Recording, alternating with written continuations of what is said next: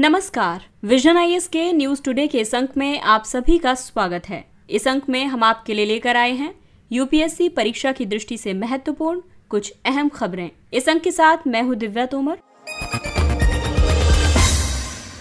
और आइए सबसे पहले बात करते हैं इस अंक की हेडलाइंस के बारे में। जल शक्ति मंत्रालय ने गतिशील भूजल संसाधन आकलन 2022 रिपोर्ट जारी की। भारतीय रिजर्व बैंक ने नगरपालिका वित्त संबंधी रिपोर्ट जारी की। जलवायु कार्रवाई के लिए वित्त, जलवायु और विकास के लिए निवेश बढ़ाना शीर्षक से रिपोर्ट जारी की गई। अंतर्राष्ट्रीय सौर गठबंधन ने हमारा सौर भविष्य वर्ष 2030 तक $1 ट्रिलियन जुटाने का रोड मैप जारी किया। पर्यावरण, वन और जलवायु परिवर्तन मंत्रालय ने ई अपशिष्ट प्रबंधन नियम जारी किए और विश्व स्वास्थ्य संगठन ने ग्लोबल वैक्सीन मार्केट रिपोर्ट 2022 जारी की। और आइए अब खबरों पर विस्तार से चर्चा करते हैं। आइए सबसे पहले बात करते हैं पेपर 1 के टॉपिक जल स्रोत के बारे में। जल शक्ति मंत्रालय ने गतिशील भूजल संसाधन आकलन 2022 रिपोर्ट जारी की है। केंद्रीय भूजल बोर्ड और राज्य या संघ राज्य क्षेत्र संयुक्त रूप से समय समय पर भूजल संसाधन से संबंधित आकलन जारी करते हैं। इस रिपोर्ट में रिचार्ज यानी पुनर्भरण के बारे में ये कहा गया है कि कुल वार्षिक भूजल पुनर्भरण बढ़कर 437.6 अरब घन मीटर हो गया है। इसमें वर्षा का योगदान लगभग 61% है। वहीं दोहन के बारे में कहा गया है कि भूजल दोहन के स्तर में गिरावट देखी गई है। ये दोहन कम होकर 60% तक आ गया है। भूजल पुनर्भरण की तुलना में उसके उपयोग का प्रतिशत भूजल दोहन का स्तर कहलाता है, यानी कि भूमि में जितना जल आया है उसकी तुलना में कितना उपयोग कर लिया गया है, ये भूजल दोहन कहलाता है। इसके अलावा रिपोर्ट में ये भी कहा गया है कि निकाले गए कुल भूजल में से 87% का उपयोग सिंचाई के लिए किया जाता है। हरियाणा, पंजाब, राजस्थान, दादरा और नगर हवेली और दमन दीव में भूजल दोहन का स्तर बहुत ज्यादा है, जो कि लगभग 100% है। इसके अलावा इस रिपोर्ट में भूजल संसाधनों की श्रेणियां डिवाइड की गई हैं। इसमें कहा गया है कि 67% भूजल आकलन इकाइयां सुरक्षित हैं। इसके अलावा अति दोहन वाली आकलन इकाइयों की संख्या में गिरावट दर्ज की गई है। 14% आकलन इकाइयां अति दोहन की श्रेणी में है और 4% गंभीर श्रेणी में है। भारत विश्व में भूजल का सबसे ज्यादा उपयोग करने वाला देश है। भारत विश्व का 1/4 भूजल दोहन करता है। भूजल प्रबंधन के लिए इसमें कई पहलें आरंभ की गई हैं, जैसे अटल भूजल योजना। इसका उद्देश्य सामुदायिक भागीदारी के माध्यम से भूजल प्रबंधन में सुधार करना है। इसके अलावा दूसरा है भूजल के कृत्रिम पुनर्भरण के लिए मास्टर प्लान 2020। इसमें वर्षा जल संचयन और कृत्रिम पुनर्भरण संरचनाओं के निर्माण पर बल दिया गया है। और तीसरी पहल है जलभृत मानचित्रण और प्रबंधन कार्यक्रम। इसमें जो अलग अलग शब्दावलियां हैं उनका अलग अलग अर्थ है। यहाँ अति दोहन का मतलब ये है कि एक वर्ष में भूजल का जितना पुनर्भरण होता है उससे ज्यादा जल की निकासी को अति दोहन कहा जाता है। वहीं गंभीर श्रेणी की बात की जाए तो वार्षिक आधार पर जितना दोहन योग्य भूजल संसाधन उपलब्ध है उसका 90 से 100% दोहन गंभीर स्थिति मानी जाती है। और सुरक्षित दोहन जिसको कहा जाएगा उसमें भूजल पुनर्भरण का 70% से कम दोहन सुरक्षित स्थिति में है।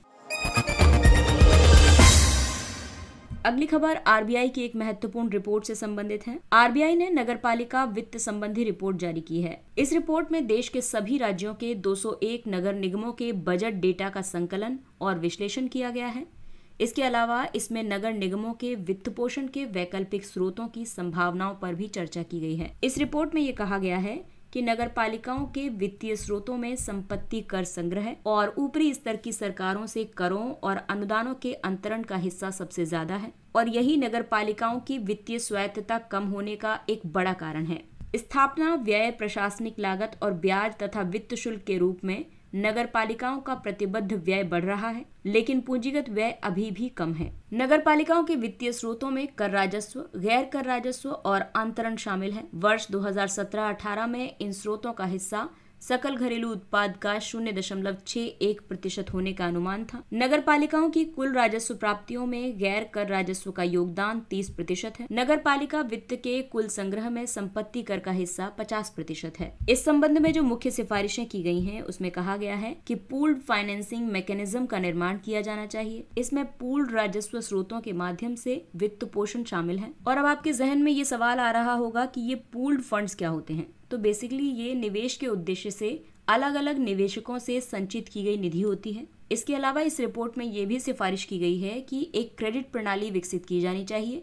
इसके जरिए उन नगर निकायों को वित्तीय प्रोत्साहन प्रदान किया जाना चाहिए जो कि सुधार कर रहे हैं। यानी कि क्रेडिट रेटिंग जो है वो परफॉर्मेंस बेस्ड होनी चाहिए। तो इस तरीके से एक हेल्दी कंपटीशन की बात की जा रही है। साथ ही ये भी कहा गया है कि निवेशकों के लिए एक सब सॉवरेन या नगरपालिका ऋण बाजार निर्मित किया जाना चाहिए। भू संपदा आधारित वित्त पोषण तंत्र विकसित किया जाना चाहिए, जिसमें कि रिक्त भूमि कर और भूमि मुद्रीकरण आदि शामिल है। इसके अलावा नगर पालिकाओं को कानून के मुताबिक अपने बजट को अनिवार्य रूप से संतुलित करना चाहिए और साथ ही नगर पालिकाओं द्वारा लिए जाने वाले किसी भी उधार को राज्य सरकार की मंजूरी प्राप्त होनी चाहिए। अगला टॉपिक जलवायु परिवर्तन से संबंधित है। जलवायु कार्रवाई के लिए वित्त, जलवायु और विकास के लिए निवेश बढ़ाना शीर्षक से एक रिपोर्ट जारी की गई है। ये रिपोर्ट जलवायु वित्त पर एक स्वतंत्र उच्च स्तरीय विशेषज्ञ समूह ने तैयार की है। इस समूह का गठन वर्ष 2021 में कोप 26 प्रेसिडेंसी, कोप 27 प्रेसिडेंसी और United Nations climate change high level champions ने किया था। जलवायु वित्त का मतलब है स्थानीय, राष्ट्रीय या अंतर्राष्ट्रीय स्तर पर वित्त पोषण। इसे सार्वजनिक और निजी क्षेत्रों के अलावा वित्त के वैकल्पिक स्रोतों से भी प्राप्त किया जाता है। ये वित्त शमन और अनुकूलन कार्यों में उपयोग के लिए जुटाया जाता है। जलवायु वित्त की स्थिति की बात करें तो कुल जलवायु वित्त का 90% हिस्सा शमन गतिविधियों में उपयोग किया जा रहा है। अधिकतर जलवायु वित्त ऋण के रूप में जुटाया गया था। इसमें से केवल 16% कम लागत वाला था, यानी कि निम्न ब्याज दर वाला था। जुटाए गए ज्यादातर वित्त इसके स्रोत देश में ही रह जाते हैं। इसका मतलब ये हुआ कि जिस देश से धन जुटाया जाता है उसका ज्यादातर हिस्सा उसी देश के जलवायु वित्त पोषण में इस्तेमाल होता है। जलवायु वित्त के मामले में चीन को छोड़कर उभरते बाजारों और विकासशील अर्थव्यवस्थाओं को वर्ष 2030 तक प्रति वर्ष $2 ट्रिलियन की जरूरत होगी और इसीलिए जलवायु वित्त के लिए रूपरेखा तैयार की गई। इसमें कहा गया है कि बहुपक्षीय विकास बैंकों और विकास वित्त लिखित प्रणालियों से जलवायु वित्त पोषण 5 वर्षों के भीतर 3 गुना किया जाना चाहिए। नियमित रूप से विशेष आहरण अधिकार यानी SDR जारी करके इसके पूल का विस्तार किया जाना चाहिए और इसका इस्तेमाल लचीलापन और संधारणीयता बढ़ाने के लिए करना चाहिए। साथ ही इस रूपरेखा में कार्बन बाजार की बात की गई है। कार्बन बाजार प्रकृति आधारित समाधान के अलावा direct air carbon capture and storage जैसी तकनीक के माध्यम से वातावरण से कार्बन हटाने संबंधी गतिविधियों के लिए तत्काल वित्त प्रदान कर सकते हैं। कंपनियों के स्वयं की उत्सर्जन कटौती में किए जा रहे निवेश की जगह कार्बन क्रेडिट के इस्तेमाल को रोका जाना चाहिए। वर्तमान में जलवायु वित्त की जो मुख्य निधियां हैं जैसे कि ग्रीन क्लाइमेट फंड, ये UNFCCC द्वारा वर्ष 2010 में स्थापित किया गया था। दूसरा है स्पेशल क्लाइमेट चेंज फंड, ये वैश्विक पर्यावरण सुविधा द्वारा प्रशासित है। और तीसरी है अल्प विकसित देशों की निधि।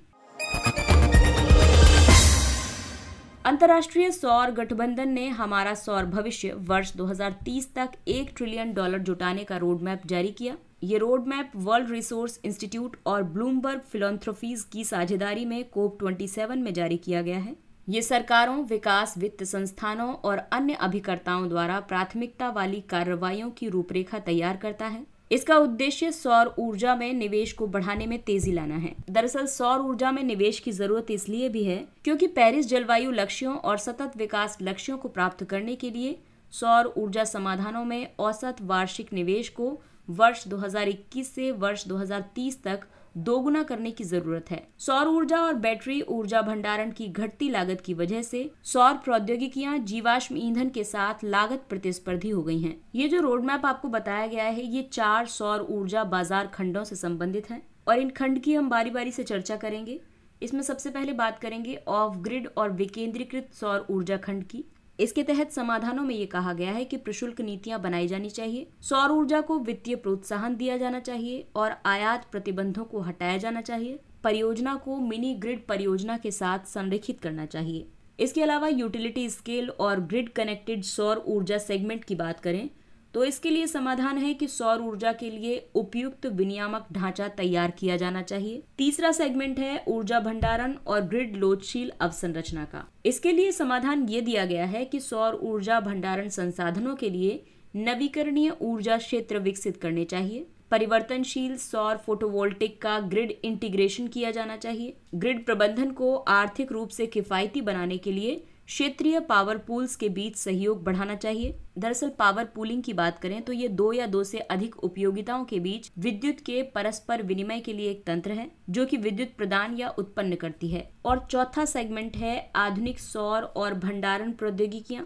जैसे एडवांस्ड केमिस्ट्री, सेल संपीड़ित वायु और सौर तापीय ऊर्जा भंडारण। इसके लिए जो समाधान बताया गया है उसमें ये कहा गया है कि मानकीकरण या प्रमाणन कार्यक्रम विकसित किए जाने चाहिए। साथ ही बीमा और आंशिक जोखिम गारंटी जैसी मिश्रित वित्तीय सहायता प्रदान की जानी चाहिए। आपको बता दें कि अंतर्राष्ट्रीय सौर गठबंधन को भारत और फ्रांस ने संयुक्त रूप से लॉन्च किया था। इसे वर्ष 2015 में पेरिस में आयोजित हुए COP21 में लॉन्च किया गया था। ये सौर संसाधन संपन्न देशों और व्यापक वैश्विक समुदाय के बीच सहयोग के लिए एक समर्पित मंच प्रदान करता है। ये टुवर्ड्स 1000 रणनीति द्वारा निर्देशित है, जिसका उद्देश्य है वर्ष 2030 तक सौर ऊर्जा समाधानों में 1000 बिलियन अमेरिकी डॉलर का निवेश जुटाना, स्वच्छ ऊर्जा समाधानों का उपयोग करके 1000 मिलियन लोगों तक ऊर्जा पहुंचाना, 1000 गीगावाट की सौर ऊर्जा क्षमता स्थापित करना। संयुक्त राष्ट्र महासभा ने वर्ष 2021 में ISA को पर्यवेक्षक का दर्जा प्रदान किया था। आपको बता दें कि ISA का मुख्यालय हरियाणा के गुरुग्राम में स्थित है।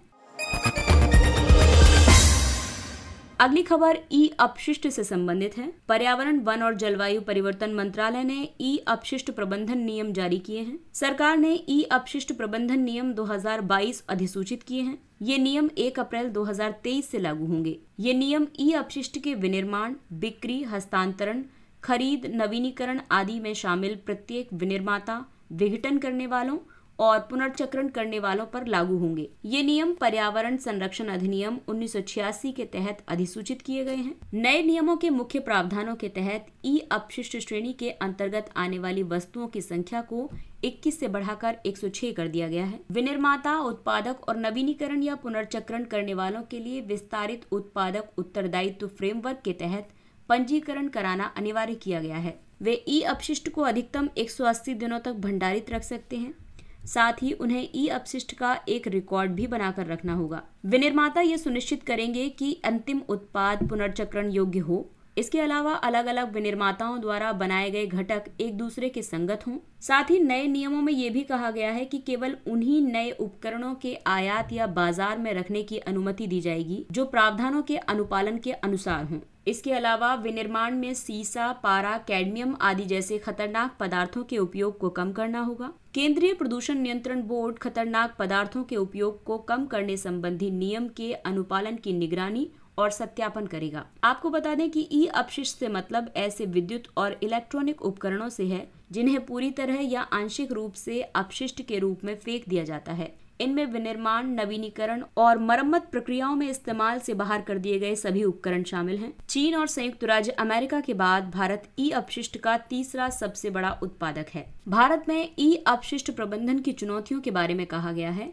कि भारत में ई अपशिष्ट पुनर्चक्रण के लिए निम्न श्रेणी की अवसंरचना है। जागरूकता और वित्तीय प्रोत्साहन की कमी है। इसके अलावा ई अपशिष्ट के उत्पादन पर आंकड़ों की कमी है। साथ ही बाजार में उपयोग अवधि समाप्त हो चुके उत्पादों का कुप्रबंधन है। इसके अलावा अनौपचारिक क्षेत्र में पर्यावरण की दृष्टि से असंधारणीय गतिविधियां होती हैं। विनियामक प्रणाली के डिजाइन और उसे लागू करने की पर्याप्त व्यवस्था नहीं है। इसलिए भारत में ई अपशिष्ट का प्रबंधन एक बड़ी चुनौती बनी हुई है। विश्व स्वास्थ्य संगठन ने ग्लोबल वैक्सीन मार्केट रिपोर्ट 2022 जारी की है। ये वैश्विक वैक्सीन बाजारों पर कोविड-19 के प्रभावों को दर्ज करने वाली पहली रिपोर्ट है। इस रिपोर्ट के मुख्य निष्कर्षों में कहा गया है कि वैक्सीन आपूर्ति का आधार ज्यादातर केंद्रित है। केवल 10 निर्माता अकेले वैक्सीन की 70% खुराक प्रदान करते हैं। ये कोविड को छोड़ करके है। साथ ही समान वितरण की कमी है। आपको बता दें कि अफ्रीकी क्षेत्र को कोविड-19 वैक्सीन की कुल खुराक का केवल 3% ही प्राप्त हुआ है। इसके अलावा इस रिपोर्ट में यह भी मेंशन किया गया है कि देशों की पूर्वानुमेय मांग निवेश को निर्देशित करने की कुंजी है और इस तरीके से प्रयास ऐसे होने चाहिए जो कि प्रेडिक्टेबल मांग को बढ़ाएं। इसके लिए रिपोर्ट में कई सुझाव दिए गए हैं जो कि सरकारों के लिए, उद्योगों के लिए, सबके लिए अलग अलग हैं। सरकारों के लिए ये कहा गया है कि प्रारंभिक साक्ष्य आधारित रणनीतिक लक्ष्यों को निर्धारित करना चाहिए, नई वैक्सीन प्रौद्योगिकियों में निवेश करना चाहिए और साथ ही विनियामक संतुलन स्थापित करना चाहिए। बौद्धिक संपदा अधिकारों और उससे संबंधित इनपुट्स के प्रसार के संदर्भ में पारदर्शिता सुनिश्चित करनी चाहिए और उद्योग के लिए अनुसंधान एवं विकास प्रयासों को WHO की प्राथमिकता वाले रोग जनकों की सूची पर केंद्रित करना चाहिए। वैक्सीन मूल्य श्रृंखला में पारदर्शिता सुनिश्चित करनी चाहिए और उत्पादों के समानता आधारित आवंटन की अनुमति देनी चाहिए। वहीं अंतर्राष्ट्रीय संगठनों के लिए सुझाव दिए गए हैं कि टीकाकरण एजेंडा 2030 के मुताबिक वैश्विक लोक स्वास्थ्य को प्राथमिकता देनी चाहिए, देशों द्वारा संचालित पहलों का समर्थन करना चाहिए और दोहराव वाले प्रयासों से बचना चाहिए। साथ ही स्वास्थ्य संबंधी उत्पादों के लिए प्रौद्योगिकी हस्तांतरण और बाजार की पारदर्शिता पर संकल्पों को लागू करने का आह्वान करना जारी रखना चाहिए। और आइए बात करते हैं कुछ अन्य महत्वपूर्ण सुर्खियों की। आधार नियमों में संशोधन किया गया। केंद्र सरकार ने आधार नियमों में संशोधन किया है। संशोधित नियमों के तहत नामांकन की तारीख से 10 वर्ष पूरे होने पर आधार धारक सहायक दस्तावेजों को कम से कम एक बार अपडेट करेंगे। संशोधन से CIDR में आधार से संबंधित जानकारी की निरंतर सटीकता सुनिश्चित होगी। केंद्रीय पहचान डेटा रिपोजिटरी यानी CIDR एक केंद्रीकृत डेटाबेस है जिसमें आधार धारकों को जारी किए गए सभी आधार नंबर तथा ऐसे व्यक्तियों की कॉरेस्पॉन्डिंग जनसांख्यिकीय और बायोमेट्रिक जानकारी दर्ज होती है। Digi locker. इलेक्ट्रॉनिक्स और सूचना प्रौद्योगिकी मंत्रालय MeitY ने डिजी लॉकर को आयुष्मान भारत डिजिटल मिशन से संबंधित व्यक्तियों के स्वास्थ्य कार्ड को संग्रहित करने और एक्सेस करने में सक्षम बनाया है। डिजी लॉकर डिजिटल इंडिया कार्यक्रम के तहत MeitY की एक प्रमुख पहल है। ये डिजिटल रूप से दस्तावेज और प्रमाण पत्र जारी करने या संग्रहित करने और उनका सत्यापन करने का एक मंच है। सूचना प्रौद्योगिकी नियम 2016 के नियम 9A के मुताबिक डिजी लॉकर प्रणाली में दस्तावेजों को मूल भौतिक दस्तावेजों के समान माना जाएगा। इसका लाभ ये होगा कि ये दस्तावेजों के लिए सुरक्षित गेटवे, प्रशासनिक कार्यभार में कमी और रियल टाइम सत्यापन सुनिश्चित करेगा। भारतीय विज्ञापन मानक परिषद ने ऑनलाइन विज्ञापन संहिता का विस्तार किया। भारतीय विज्ञापन मानक परिषद ने ऑनलाइन विज्ञापन में नैतिक संहिता को डार्क पैटर्न तक विस्तारित करने की योजना बनाई है। इससे भारतीय उपभोक्ताओं को भ्रामक ऑनलाइन विज्ञापनों से बचाया जा सकेगा। डार्क पैटर्न को 4 शीर्षकों के तहत कवर किया जाएगा। इसमें ड्रिप प्राइसिंग की बात करें तो इसके तहत एक कंपनी उत्पाद की कीमत के केवल एक हिस्से का विज्ञापन करती है। जब ग्राहक खरीद प्रक्रिया से गुजरता है तो वो अन्य शुल्कों को बाद में प्रकट करती है। दूसरा है प्रलोभन युक्ति यानी बेट एंड स्विच। इसके तहत एक कंपनी बहुत ही कम कीमत पर एक उत्पाद का विज्ञापन करती है। इसका उद्देश्य खरीद के समय इन उत्पादों के स्थान पर घटिया या अधिक महंगे विकल्पों को प्रस्तुत करना होता है। और तीसरा शीर्षक है झूठी तात्कालिकता यानी फॉल्स अर्जेंसी। इसमें यह प्रदर्शित किया जाता है कि कोई विशेष उत्पाद बहुत ही सीमित मात्रा में उपलब्ध है जबकि उसकी वास्तविक मात्रा अधिक हो सकती है। और चौथा शीर्षक है प्रच्छन्न विज्ञापन। ये फर्जी समीक्षाएं और प्रभावशील व्यक्तियों की पोस्ट आदि है। Rule of law index 2022। World justice project ने रूल ऑफ लॉ इंडेक्स 2022 जारी किया है। रूल ऑफ लॉ में लगातार 5वें वर्ष वैश्विक स्तर पर गिरावट दर्ज की गई है। इस सूचकांक में भारत 140 देशों में से 77वें स्थान पर है। डेनमार्क इस सूचकांक में शीर्ष पर है। अगला टॉपिक सतत विकास लक्ष्यों पर प्रगति जेंडर स्नैपशॉट 2022 के बारे में। इस रिपोर्ट को UN विमेन तथा संयुक्त राष्ट्र के आर्थिक और सामाजिक मामलों के विभाग ने प्रकाशित किया है। इसमें कहा गया है कि विश्व वर्ष 2030 तक लैंगिक समानता को प्राप्त करने की राह पर बिल्कुल भी नहीं है। विश्व में 380 मिलियन महिलाएं और लड़कियां अत्यधिक गरीबी में अपना जीवन यापन कर रही हैं और हर 3 में से 1 महिला खाद्य असुरक्षा का सामना कर रही है। असुरक्षित गर्भपात मातृ मृत्यु का एक प्रमुख कारण है, लेकिन इसे रोका जा सकता है। भारत में 1/4 ग्रामीण परिवारों की महिलाएं और लड़कियां प्रतिदिन 50 मिनट से ज्यादा समय जल एकत्र करने में लगाती हैं। अगली रिपोर्ट है वैश्विक कार्बन बजट रिपोर्ट। ये ग्लोबल कार्बन प्रोजेक्ट की एक रिपोर्ट है। ग्लोबल कार्बन प्रोजेक्ट की स्थापना वर्ष 2001 में हुई थी। ये साझेदारी है international geosphere biosphere programme, international human dimension programme on global environmental change और world climate research programme and diversities के बीच में। इसका उद्देश्य वैश्विक कार्बन चक्र का पूरा मानचित्रण करना है। इस रिपोर्ट में ये निष्कर्ष दिया गया है कि वैश्विक CO2 सांद्रता 417.2 पार्ट्स पर मिलियन के रिकॉर्ड स्तर पर पहुंच गई है। वर्तमान में वायुमंडलीय CO2 सांद्रता औद्योगिकरण युग से पूर्व स्तरों से 51% ज्यादा है। चीन और यूरोपीय संघ में अनुमानित CO2 उत्सर्जन में कमी आई है, लेकिन अमेरिका और भारत और शेष विश्व में वृद्धि दर्ज की गई है। भारतीय जैविक डेटा केंद्र। विज्ञान और प्रौद्योगिकी मंत्रालय ने फरीदाबाद में जीवन विज्ञान डेटा IBDC के लिए भारत के पहले राष्ट्रीय कोष का शुभारंभ किया है। IBDC भारत में सार्वजनिक रूप से वित्त पोषित अनुसंधान से उत्पन्न सभी जीवन विज्ञान संबंधी डेटा को संग्रहित करेगा। ये केंद्र फेयर यानी फाइंडेबल, एक्सेसिबल, इंटरऑपरेबल और रीयूजेबल सिद्धांतों के मुताबिक डेटा साझा करने की भावना के लिए प्रतिबद्ध है। इसमें लगभग 4 पेटाबाइट्स की डेटा भंडारण क्षमता है। साथ ही यहाँ उच्च प्रदर्शन युक्त कंप्यूटिंग सुविधा ब्रह्म को भी स्थापित किया गया है। ये भारतीय SARS-CoV-2 जीनोमिक्स कंसोर्टियम लैब द्वारा उत्पन्न जीनोमिक निगरानी डेटा के लिए एक डैशबोर्ड का संचालन करेगा। अगला टॉपिक है stop TB partnership board. Stop TB partnership ने प्रधानमंत्री टीबी मुक्त भारत अभियान की सराहना की है। स्टॉप टीबी पार्टनरशिप संयुक्त राष्ट्र की मेजबानी वाला संगठन है। इसका उद्देश्य सभी के लिए उच्च गुणवत्ता वाले निदान, उपचार और देखभाल की उपलब्धता सुनिश्चित करना है। परियोजना सेवाओं के लिए संयुक्त राष्ट्र कार्यालय इसके सचिवालय के रूप में कार्य करता है। इसे वर्ष 2001 में स्थापित किया गया था। स्वास्थ्य और परिवार कल्याण मंत्री वर्ष 2024 तक इस बोर्ड के अध्यक्ष हैं। और आइए अब बात करते हैं सुर्खियों में रहे स्थलों के बारे में। मध्य अफ्रीकी गणराज्य, इसकी राजधानी बंगुई है। मध्य अफ्रीकी गणराज्य सोना और यूरेनियम के खनन के लिए भारतीय निवेश का इच्छुक है। ये मध्य अफ्रीका में स्थित एक भू आबद्ध देश है। इनकी सीमाएं उत्तर में चाड, पूर्व में सूडान, दक्षिण में कोंगो लोकतांत्रिक गणराज्य एवं पश्चिम में कैमरून से लगती हैं। इसका प्रमुख बेसिन है चाड झील बेसिन और कोंगो नदी बेसिन। और मध्य अफ्रीकी गणराज्य का उच्चतम बिंदु है माउंट नगोई। इस देश का ज्यादातर भाग अफ्रीका के सवाना क्षेत्र में स्थित है। यहाँ सोना, यूरेनियम, लौह अयस्क, तांबा और मैग्नीज का काफी मात्रा में खनन किया जाता है। इसके साथ ही ये अंक समाप्त होता है। अगले अंक में फिर मुलाकात होगी कुछ अन्य महत्वपूर्ण खबरों के साथ। तब तक अपना ख्याल रखिए, सुरक्षित दूरी बनाए रखिए, मास्क पहनिए, हाथ और चेहरा साफ रखिए, क्योंकि कोरोना अभी पूरी तरह से समाप्त नहीं हुआ है। इसलिए अपनों का और अपना विशेष ध्यान रखें। और अगर आपको हमारा कंटेंट पसंद आ रहा है तो इसे लाइक, सब्सक्राइब और शेयर करें। इसके साथ ही विजन IAS की पूरी टीम आपसे इजाजत लेती है। नमस्कार। Thank you for listening.